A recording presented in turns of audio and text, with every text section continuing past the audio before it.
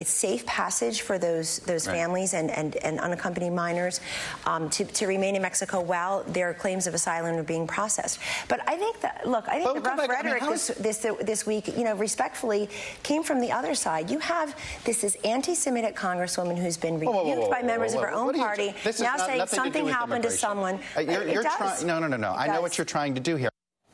Kellyanne Conway somehow finding a way to go from talking about immigration to slamming Congresswoman Ilhan Omar, and clearly seeing no problem with her boss posting and pinning to his Twitter account images of Representative Omar interspersed with painful images from the 9/11 attack on the World Trade Center. Back with me, Jason Johnson, Jennifer Rubin, and Charlie Pierce. I want to just replay what Congresswoman Rashida Tlaib said in our interview this morning that was actually quite hopeful on this regard, because it is such a difficult day or weekend of dealing with this kind of stuff. Here she is. I want people to see a bit of hope and a bit of light in the moment of darkness right now in our country, that women like us got elected, even though the President of the United States, not once, twice, but 3 times, banning Muslims from entering this country. Our election in itself speaks volumes of how disconnected this current administration is with the American people. And you know, Jason Johnson, Congresswoman Tlaib made the point that these attacks kind of have a almost ping-pong effect, because a significant portion of the Muslim community is black, is African American, as is Ilhan Omar. So it crosses all of these boundaries when Donald Trump is making these attacks on this Congresswoman, because she is so many things. Right. And this is something interesting that Congresswoman Omar actually said when she was on, like, I think it was a Colbert Report. She was like, look, my simple existence is something that drives people crazy. A lot of people don't know this. 20% of African Americans are Muslim, right? Like, it's not, they're not always immigrants. It's people who are born in this country just like me. And I think what's important to understand is it's not just that Donald Trump is attacking her in this sort of, intersectional way. It's the way in which it reveals the weaknesses and the cracks within the Democratic Party. I have said this candidly on Twitter. I have said this in other places. Donald Trump is trying to get this woman harmed, okay? He is trying to get her harmed. We're in an environment where you have had people try to kill leaders of the Democratic Party just a couple months ago, sending them bombs and everything else like that, putting up these kinds of posts right after this person has been threatened repeatedly. The President of the United States is trying to get a sitting member of Congress harmed. And I think we need to realize that. And to the degree that Democrats are dancing around or won't say her name demonstrates that they are not ready for this fight. They are not ready for 2020. They are not ready to fight for the existence of this country and the very people that make that party functional in 2020. Well, and Jennifer Rubin, if they're not ready, well, what have they been waiting for? You've already had the Charlottesville moment. You had all of the talk about globalism, these very, interesting attacks that were directed at George Soros and globalism and using tropes. So Democrats have had some practice. Why aren't they more ready for it? You got me. I think there is this overwhelming fear that they lost the white working class vote, and they have to do everything to get it back, including ignoring the core of their coalition, which is African American or African American women. I think it is this pathology in the Democratic Party, and I hear it all the time. We really can't go with an African American. We really can't go with a woman. We need just a white guy. And they say this not because they necessarily believe it, but because they are so gun-shy after 2016. And I think you have to look to those candidates who were successful in 2018 and who have been successful out in the trail, and understand that that's a defensive, ineffective way about going about this. That candidates who can appeal to both white working class voters and to African Americans are really the ones who are going to succeed. Yeah, and Charlie Pierce, it's a full throttle strategy, because the immigration piece is still being pushed. Now you have Sarah Huckabee Sanders, not surprisingly, picking up the ball on this idea of dumping migrants from Central America into sanctuary cities. Take a listen to her.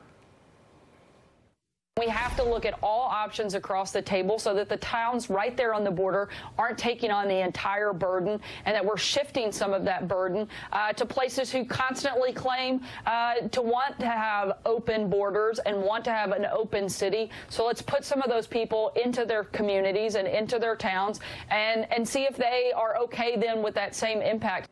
I mean, this is more effective than even pretending to do a daily news conference, because now she can just say a whole paragraph of things that aren't true. And this is coming from the administration of the presidency of the United States. It's shocking that that is almost normalized for people to hear things like that, Charlie. First of all, I'd like to thank the folks down at Augusta National for rescheduling the Masters so Kellyanne Conway didn't get another chance on TV today. Face the Nation was canceled, and she was scheduled to be on it. So thank you, Francesco Molinari and Tiger Woods and everybody. No, I think, and this gets back, I think, to what Jason was talking about. The entire government is set up under the Constitution so that the institutions will be in tension with each other. They will protect their own prerogatives. That's the only thing James Madison was writing about in Federalist 51. Ambition will counteract ambition. That he doesn't just mean one person and another. He means the executive and the legislature. He means the legislature and the judiciary. That they will all be in conflict with each other so that no one of them will gain too much power. In this particular historical moment, and I back up to no one in my admiration for Nancy Pelosi as a legislative technician, she's blowing this one big time. Yes. Because the legislature has to stand up for one of its own. I mean, that has nothing to do with politics, has nothing to do with election. That's the way the country's supposed to work. Yeah.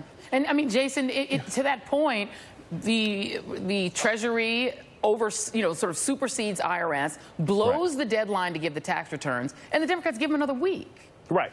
Well, it's like, what was it, the scene in Mean Girls where it's like, I'm going to keep you here all night. Oh, wait, I can keep you here till 4. Like, it's like, come on, show some backbone, Democratic. This is why people want to fight her. But I also think this is key, Joy, when they were talking about, well, we're going to take these sort of migrants and dump them. This is also the language of treating people as objects and refuse, of dehumanizing them. If a Democratic politician were to say, we're going to take all the white opioid addicts in California and stick them in Alabama and see how you feel about it, there would be an uproar. Yeah. Because it's the idea of taking human beings and making them less than human and just political pawns and objects. That is the language of this administration. That is the policy of this administration. And to the degree that the Democrats still think that they're playing by the old rules, that is how they're going to end up losing. And there will be people whose lives are in danger. We saw this, several years ago. We've had members of Congress get shot.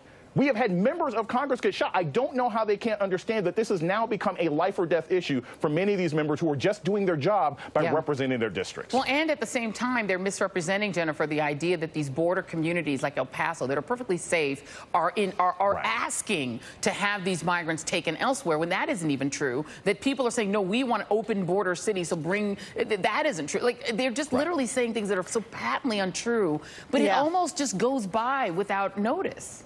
Right. And when Kellyanne says, well, we can keep them in Mexico, no, a federal court just ruled you can't keep them in Mexico. The law says that they have a right to individual consideration of asylum. So, I mean, every word, even the thes, are false when they come out of her mouth. So I think a few things. One, I think actually Nancy Pelosi did speak out. She both verbally and in writing. She's in Stuttgart right now, and I think she felt somewhat constrained in talking back. But I don't think she's going to hold back at all on this. I would say this. I think the Democrats need to at least get the idea that when something happens, there has to be a unified statement.